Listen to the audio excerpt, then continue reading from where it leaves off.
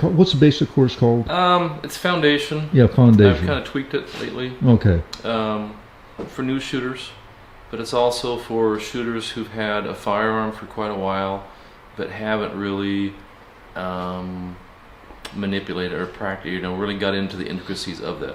I'm getting a lot of people coming through from my rifle classes who've had ARs for a year or 2 or 3 years, but just go out and shoot, and then they put it back in the safe, and they really haven't gone through all its ins and outs. Yeah. And so, even though I would say it's my basic entry level class, it still isn't, because I get shooters who've been shooting for many years, but just have a new gun that they haven't really worked out very far. And so it's a class where you can bring an AR or whatever pistol, whatever rifle you haven't, and I'll bring you up to speed on it.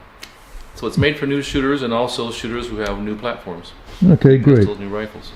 And okay, now and then after the foundation class, you've got what you call run the gun. Yes, it's commonly misworded or mispronounced as run and gun. So people say, "Oh, it's a run and gun class. I want to come out there and do that." No. We're not lighting anybody's caboose on fire here. Okay, so we're not running around. Mm-hmm. So that's 2-day class. We go through the basics again. Basics of fundamentals, shooting fundamentals, and we run the gun. It's not platform specific, so I've had people come out again, like I've said, with 30 carbines and mini 14s and ARs, mostly AKs. Mm-hmm. It's whatever you want to bring, and I help you be as most efficient as I can with whatever platform you bring. And so it's drills and stuff that is pertinent to pretty much street threat type of stuff, in the house things. I feel that there's only 3 areas of initial calls of engagement you're going to have, either with a pistol or rifle. Pistol is either out of the holster, there's some kind of ready position, or you're going to be aimed in. Okay. And same with the rifle, either going to be slung, some kind of ready position, or pointed in. And so all my drills are based on initial calls of engagement, verbal challenges, and then having that conscious decision to press the shot. Okay. I'm not going to be there for your gunfight. I want you to fire what you feel needs to be fired to put your threat down, to stop whatever is happening in front of you. I'm not going to be there. I certainly don't want a phone call at 2 in the morning. Steve, I'm getting what do I do here? Okay, I'm not going to be there coaching you. Okay, so I let my students loose to say, I tell them, okay, here's the drill, this is what we're doing, you tell me how many rounds it's going to take to do it.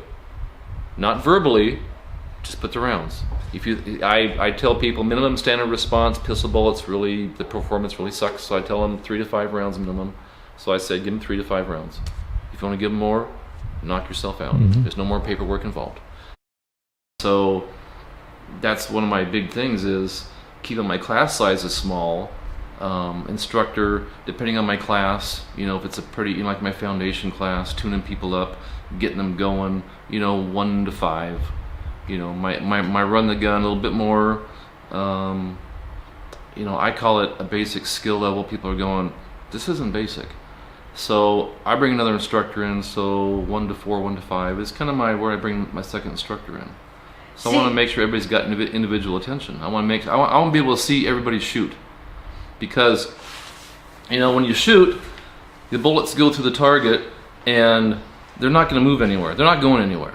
But when you watch the shooter, that's a Kodak moment. Once the shot's gone, you're never going to get that again. So you got to watch the shooter, what they're doing with the trigger finger, what they're doing with their gun, their flinch, whatever else they're doing.